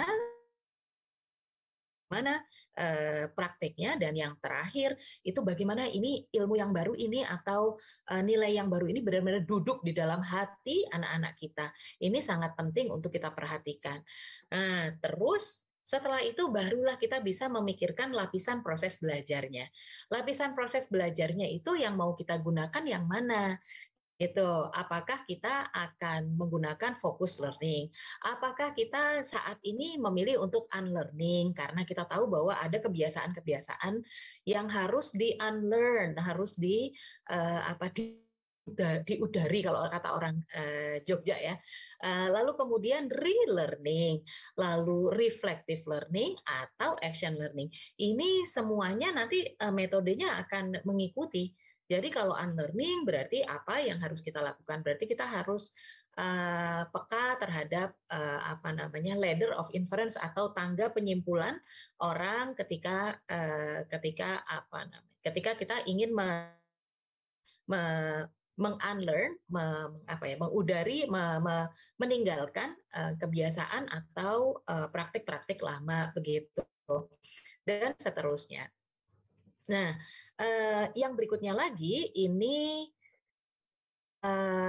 tentang 2 aspek yang ini sangat mempengaruhi karena anak-anak ini menginternalisasi begitu ya. Tadi kita bicara metodologi metode-metodenya, maka sekarang kita bicara tentang si anaknya sendiri. Kalau ini saya mengambil dari teorinya Stephen Covey Jr. yang mengatakan bahwa kredibilitas atau terutama kepercayaan ya, kepercayaan yang dibangun oleh seseorang itu ditentukan oleh dua hal, yaitu karakter dan kompetensinya. Jadi kalau kita bicara kemudian profil pelajar Pancasila, maka kita perlu memastikan bahwa dua aspek ini juga memang terkelola begitu, Bapak Ibu sekalian. Yang pertama adalah membangun integritas gitu dalam konteks profil pelajar Pancasila tersebut, integritasnya seperti apa, misalnya akhlak gitu ya, berakhlak begitu. Itu apakah dia kemudian belajar agama hanya sebagai ritual, tetapi dia tidak punya integritasnya. Maka kalau seperti itu, maka dia misalnya tidak berpuasa, dia akan bilang berpuasa gitu. Lalu kemudian itikat atau intent itu kita perlu memperkuat anak-anak kita untuk memahami bahwa niat-niat yang ada di dalam hati kita itu sebetulnya akan merembes keluar. Agenda-agenda pribadi itu akan keluar gitu. Artinya dia bekerja sama dengan orang lain, dia perlu untuk menjaga itikatnya itu sebagai itikat ya kerjasama, bukan karena dia ingin memanfaatkan temannya dan lain-lain itu.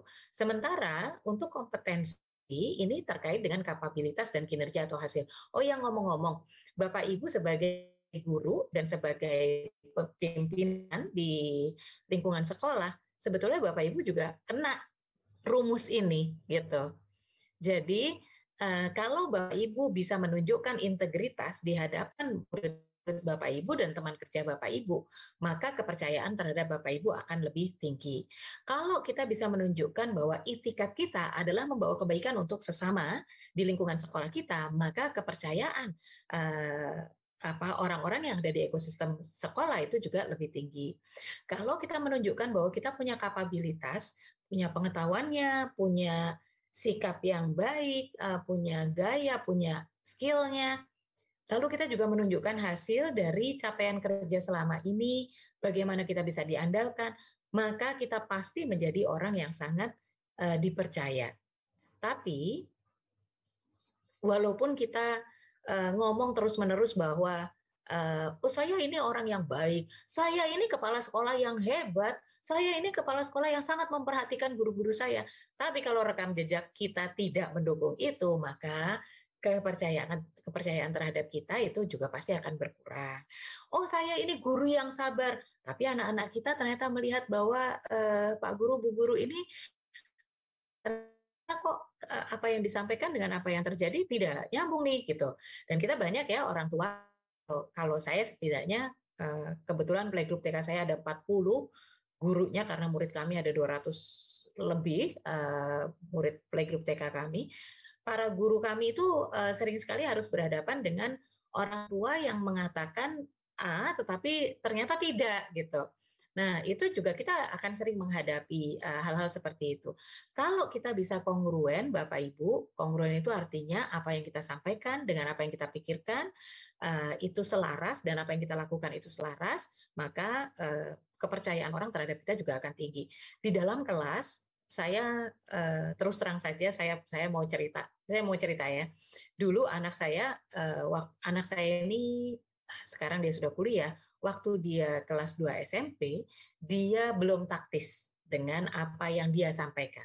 Nah, di sekolah anak saya ada yang disebut sebagai student-led conference. Jadi konferensi tengah semester di mana dia harus mempresentasikan hasil proses belajar yang dia sudah jalani selama setengah semester, kemudian apa yang ingin dia capai di akhir semester. Dia harus mempresentasikan itu di hadapan guru-guru sekolah kelasnya dan orang tuanya gitu. Nah, suatu hari dia ketika presentasi di kelas 2 SMP, dia mengatakan begini, mohon maaf saya tidak puas sebetulnya dengan hasil kerja saya selama setengah semester ini, tetapi saya juga tahu ibu saya itu meminta saya sekolah karena bukan hanya karena pengetahuan, tapi karena saya perlu belajar untuk lebih menghormati guru-guru saya dan teman-teman saya. Ini kata anak saya. Saya kan bangga waktu anak saya cerita anak saya ngomong seperti itu di hadapan gurunya dan ada saya ya. Lalu kemudian dia bilang begini, Jadi goal saya sampai akhir semester adalah memperbaiki sikap saya dan belajar untuk lebih menghormati guru-guru saya. Itu dia menyampaikan. Wah, saya semakin bangga. Lalu setelah itu dia menyambungnya begini, soalnya mohon maaf ya ibu-ibu guru, menurut saya guru yang sudah layak dihormati cuman Bu Guru Seni Budaya, yang lainnya itu belum layak saya hormati. Begitu saya langsung, waduh, saya langsung madeg. Dan ya habis itu kami berbicara tentang apa namanya, tidak bahwa kita perlu menghormati, kita perlu menyampaikan cara yang tidak menyakiti lain, begitu. Tetapi itu yang saya sampaikan, dan itu yang ketika saya berdiskusi dengan teman-teman anak saya, kebetulan rumah kami sering jadi base camp. Jadi anak-anak remaja tuh banyak sekali yang sering nongkrong di rumah saya, begitu.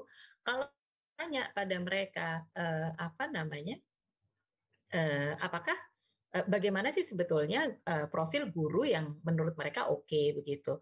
Dan mereka bercerita bagaimana guru-gurunya itu memang seperti gamang menghadapi anak-anak muda, begitu ya, sehingga kemudian itu tidak inspiring respect begitu bagi anak-anak muda, si murid-muridnya ini sendiri.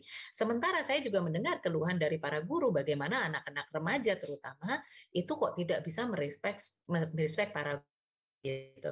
Nah, tantangan ini yang sekarang sedang kita hadapi, Bapak Ibu sekalian, dan itulah yang justru menjadi alasan kenapa sangat penting untuk kita betul-betul memaksimalkan kerangka kerja profil pelajar Pancasila itu untuk memastikan bahwa anak-anak yang akan kita cetak itu memang memiliki sikap-sikap nilai-nilai Pancasila yang hidup dalam dirinya, begitu. Nah, terakhir saya mau sharing ini, Bapak Ibu sekalian, ini adalah workshop yang kami lakukan di Gus Durian untuk memperkenalkan kebinekaan Indonesia, begitu.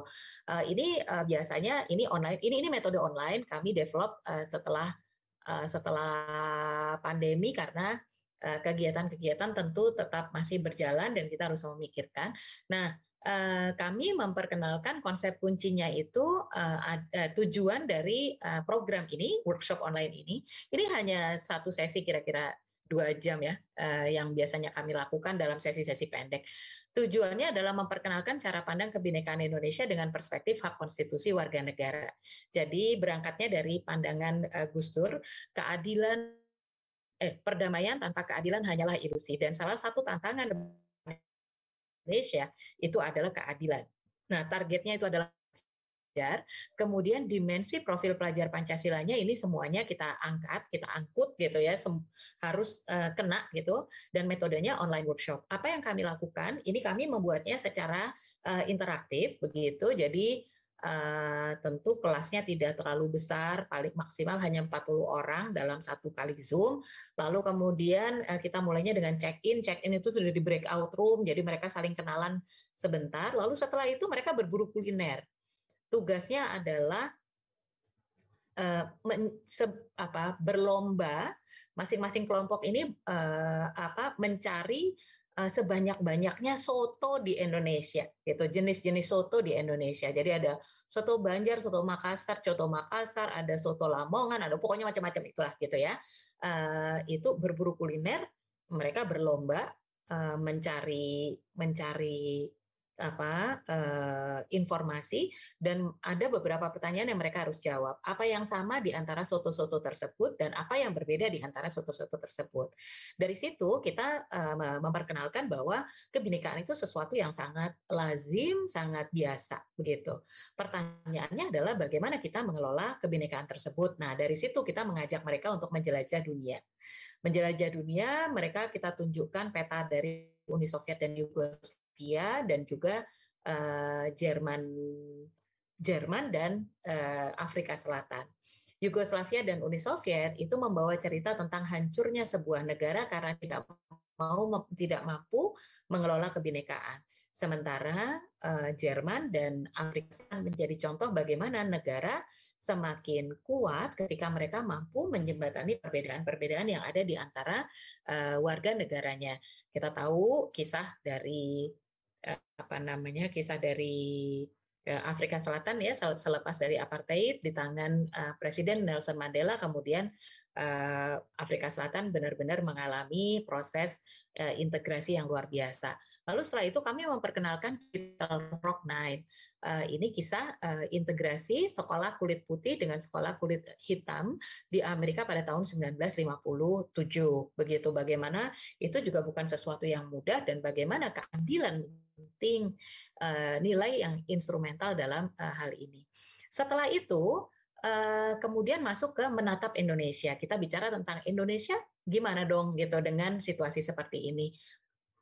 Lalu membuat sungai kehidupan, jadi membuat kita minta mereka untuk membayangkan masa depan mereka masing-masing, jadi membuat sungai kehidupan di paling ujung sekali apa yang ingin mereka capai dalam kehidupan mereka, lalu kemudian stepping stone-nya apa, milestone-nya apa, batu-batunya itu apa gitu, misalnya mendapatkan pekerjaan yang baik, berkeluarga misalnya seperti itu ya, sampai di akhir sungai kehidupannya yaitu kematian.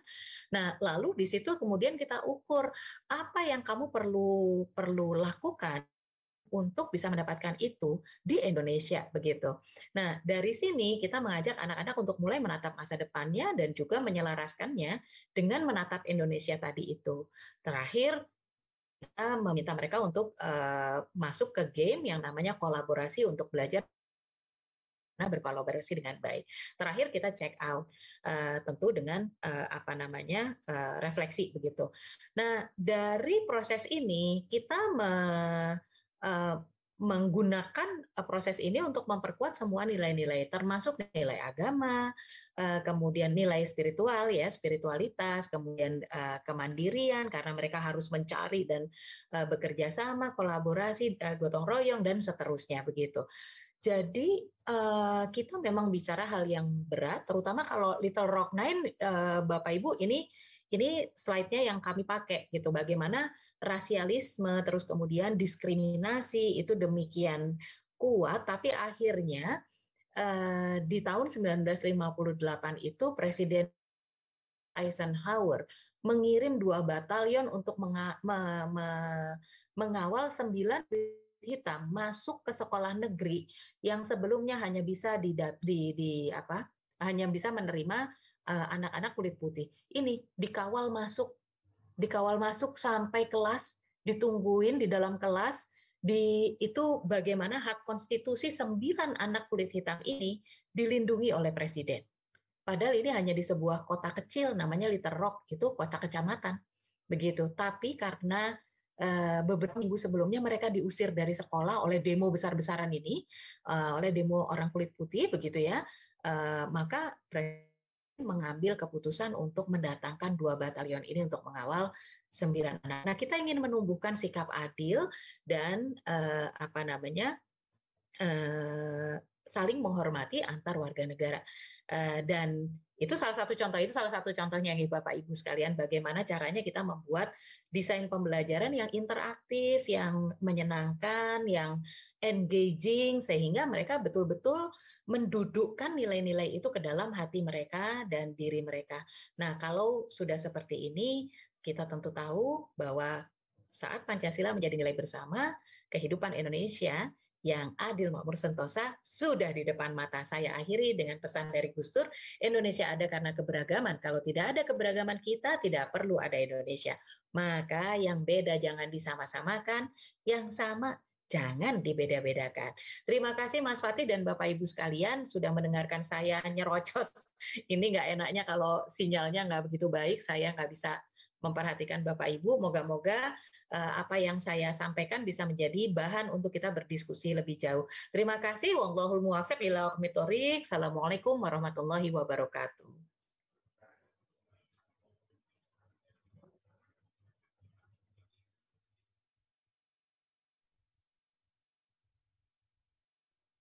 Halo.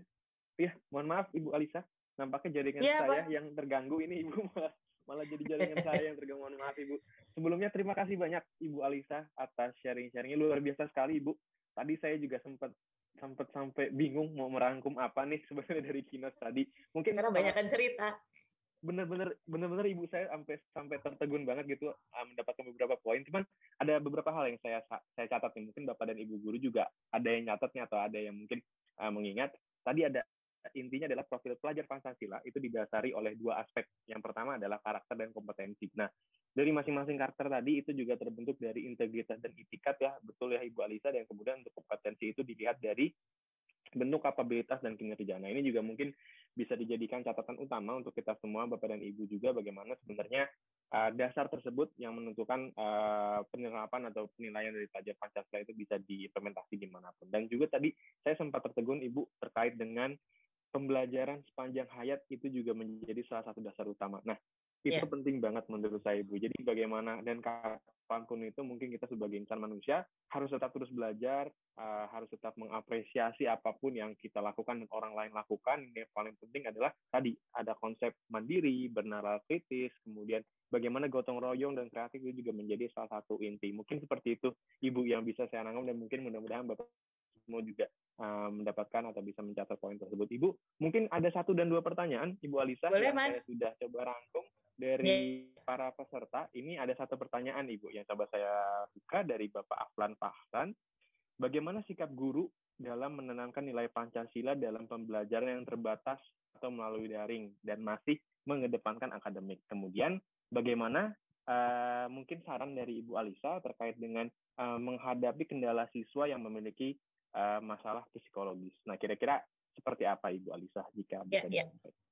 Oke. Jadi kelihatannya yang jadi concern-nya Bapak Ibu sekalian itu adalah membalance atau lebih tepatnya mengintegrasikan ya antara nilai-nilai dengan mata pelajaran yang sifatnya sangat kognitif begitu. Ya memang ini tantangannya Bapak Ibu sekalian. Tadi kenapa saya mengingatkan bahwa nilai bukan pengetahuan. Kalau pengetahuan itu memang kita kemudian jadi gimana ya? Kan saya ngajarnya Pancasila, terus gimana masukin nilai-nilai? Saya ngajarnya matematika, gimana saya bisa memasukkan itu begitu.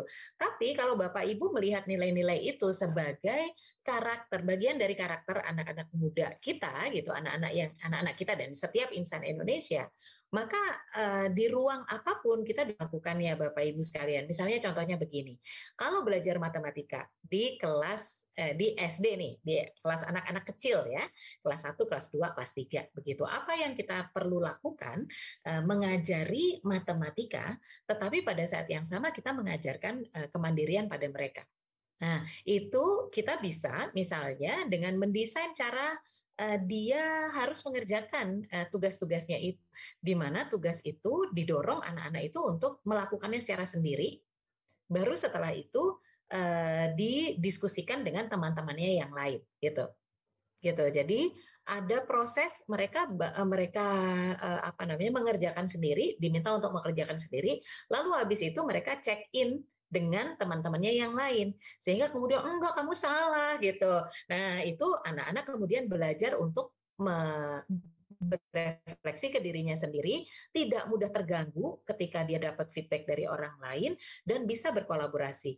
Di kelas yang selanjutnya mereka kemudian bisa dikasih tugas matematika tapi dikerjakannya bersama-sama. Begitu. Atau dengan kita membuat World Cafe gitu ya. World Cafe itu berarti ada station gitu kan, learning center-nya gitu.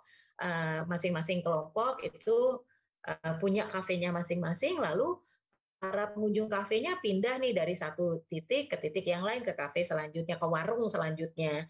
Nanti di setiap warung mereka ada pertanyaan yang harus mereka jawab. Gitu, pertanyaan matematika yang harus mereka jawab bersama-sama. Jadi memang yang dibutuhkan itu kreativitas guru-guru, gitu. Tetapi pelajaran apapun itu sangat bisa digunakan untuk mendorong karakter-karakter ini. Bapak Ibu nanti juga lebih tidak capek sebetulnya ketika ngajar gitu. Kenapa? Karena anak-anak itu dia akan lebih bahagia dalam proses belajar. Karena itu mereka lebih tertarik untuk menggali lebih lanjut, dan Bapak Ibu nggak harus mengulang-ulang lagi karena anak-anak akan mencari sendiri. Tapi ya itu, kita perlu untuk lebih kreatif, lebih persiapan awalnya ya Mas Fatih. Tapi nanti setelah selesai itu anak-anak karena mereka kemudian love learning-nya, Jadi pembelajar sepanjang hayatnya itu memang tergugah gitu ya. Itu justru Bapak Ibu sekalian yang akan diuntungkan dalam tanda kutip karena anak-anak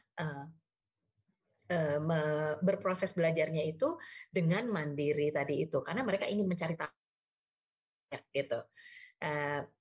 Misalnya yang contoh paling mudah itu yang dari kecil ya, kita sering kalau matematika tuh mana yang lebih berat, 1 kilo atau 1 kilogram kapas misalnya kayak gitu. Itu kan sangat bisa mereka berkolaborasi untuk membuat mencari bahan-bahannya misalnya seperti itu gitu.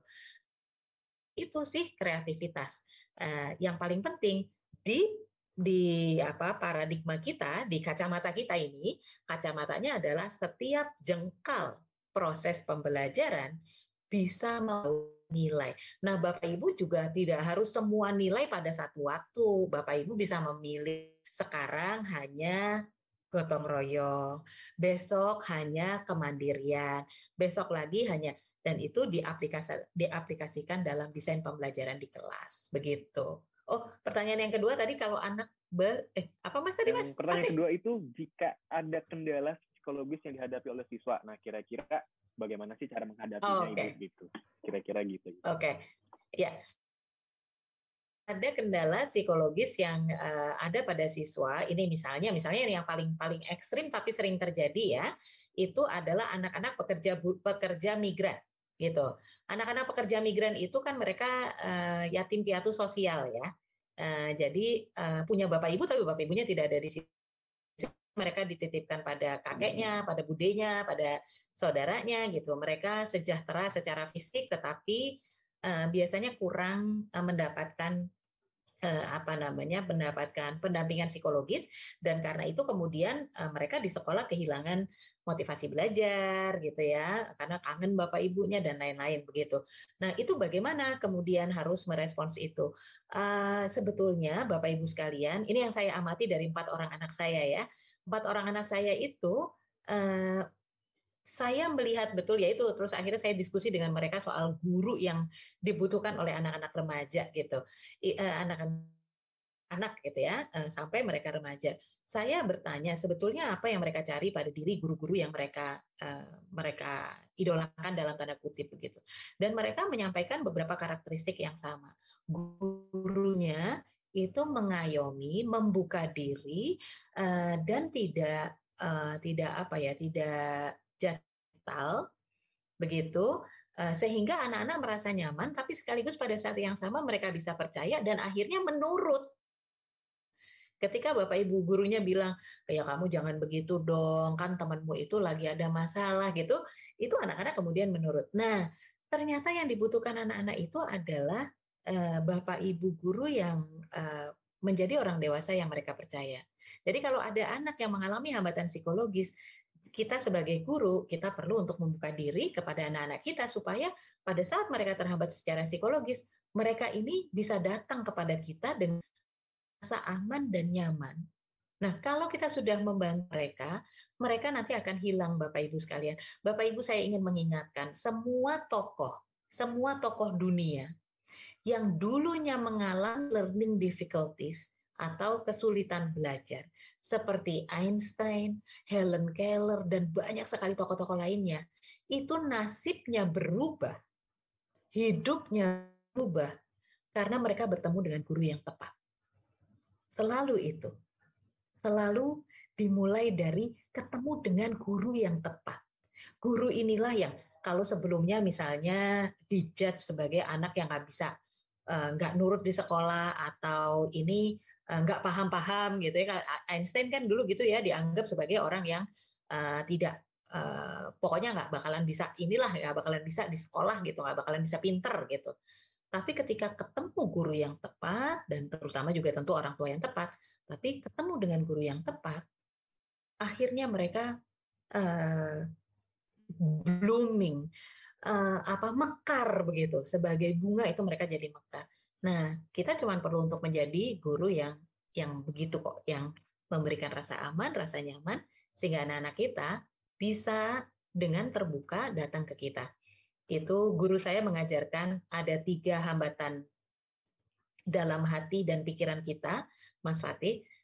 Satu adalah voice of judgment, jadi suara hakim. Kita seringkali terjebak pada menghakimi orang lain. Lalu kemudian yang kedua, voice of cynicism, suara sinis. Jadi kita itu sinis melihat orang lain, kamu anak PMI, udah pastilah nanti nggak beres gitu, misalnya seperti itu. Dan yang ketiga adalah voice of fear atau suara rasa takut.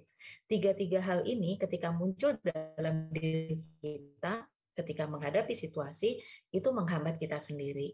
Nah, resepnya, kata guru saya, kalau voice of judgment, itu kita ganti dengan open mind. Voice of cynicism, kita ganti dengan open heart. Voice of fear, kita ganti dengan open will. Membuka pikiran, membuka hati, dan membuka tekad.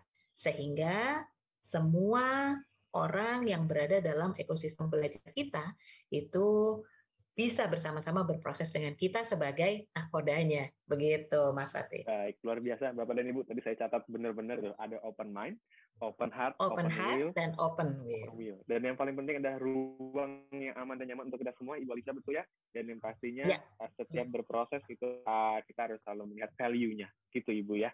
Luar biasa sekali, Ibu Alisa. Terima kasih banyak, Ibu Alisa, atas waktu dan kesempatannya. Kami dari Ruang Belajar beserta Bapak dan Ibu semua merasa tersanjung pasti ya bisa berjumpa dengan Ibu Alisa Wahid. Kami mengucapkan beribu-ribu terima kasih, Ibu. Mohon maaf jika ada kesalahan teknis dan kesalahan kata-kata tadi, kayak ada jaringan internet juga yang terganggu. Mohon maaf, Ibu. Mudah-mudahan Ibu Alisa sehat-sehat selalu dan kita bisa berjumpa lagi di lain kesempatan. Sekali lagi kami ucapkan terima kasih banyak, Ibu Alisa Wahid. Dan selamat sukses untuk semuanya, teman-teman Ruang Guru, dan juga terutama para Bapak Ibu Guru. Saya titipkan masa depan Indonesia menuju Indonesia Emas yang adil dan makmur. Terima kasih. Terima kasih, Ibu. Baik, Ibu Alisa Wahid, jika ada kegiatan atau agenda lain boleh meninggalkan Zoom meeting-nya. Terima kasih banyak, Ibu. Sehat-sehat selalu. Semoga kita bisa berjumpa kembali. Nah, Bapak dan Ibu semua, kita sudah menuju penghujung acara. Ini kita akan memberikan berbagai macam informasi kembali sebelum acara ini kita tutup. Ya, yang selanjutnya mungkin kita bisa ingatkan kembali, kalau tadi saya ada janji ya untuk Bapak dan Ibu mengingatkan syarat sertifikat. Nah, ini seperti yang tampil di layar, Bapak dan Ibu boleh dicatat, boleh diingat-ingat kembali. Untuk syarat sertifikat, Bapak dan Ibu Guru wajib mengikuti seluruh sesi. Nah, artinya di hari ini, besok dan lusa, Bapak dan Ibu semua wajib mengikuti seluruh sesi webinar atau pelatihan ini. Dan kemudian nanti di akhir akan ada link absen dan link quiz yang wajib Bapak dan Ibu isi sebagai bukti kehadiran serta menjadi syarat untuk mendapatkan sertifikat. Kemudian, selain mengikuti sesi ini, Bapak dan Ibu juga wajib mengerjakan tugas yang diberikan. Jadi tugas setiap harinya akan ada ya Bapak dan Ibu di tugas pertama, tugas kedua, dan tugas ketiga seperti yang tertera di layar juga. Kemudian yang paling penting, semua bukti tugas yang telah dikerjakan bisa dikirim dalam bentuk foto, screenshot, ataupun dokumen PDF misalnya. Jadi kami serahkan kepada Bapak dan Ibu senyaman mungkin gitu ya, dokumennya boleh di-share ke kita dalam bentuk apapun. Dan juga nanti untuk link pengumpulan tugas ya, untuk link pengumpulan tugas akan kami berikan di hari terakhir atau hari ketiga sesi pelatihan ini. Jadi silakan Bapak dan Ibu mengikuti sesi ini hingga akhir. Hari ini, hari besok, kemudian dan lusa, jangan lupa dipastikan untuk mengikuti seluruh rangkaiannya. Selanjutnya, kita juga punya informasi penting nih Bapak dan Ibu. Nah, selanjutnya juga yang paling penting, ada pertanyaan mungkin tadi dari Bapak dan Ibu, gimana nih Mas rekamannya atau gimana materi PPT-nya? Jangan khawatir, rekaman sesi akan di-upload ke YouTube Ruang Kelas, kemudian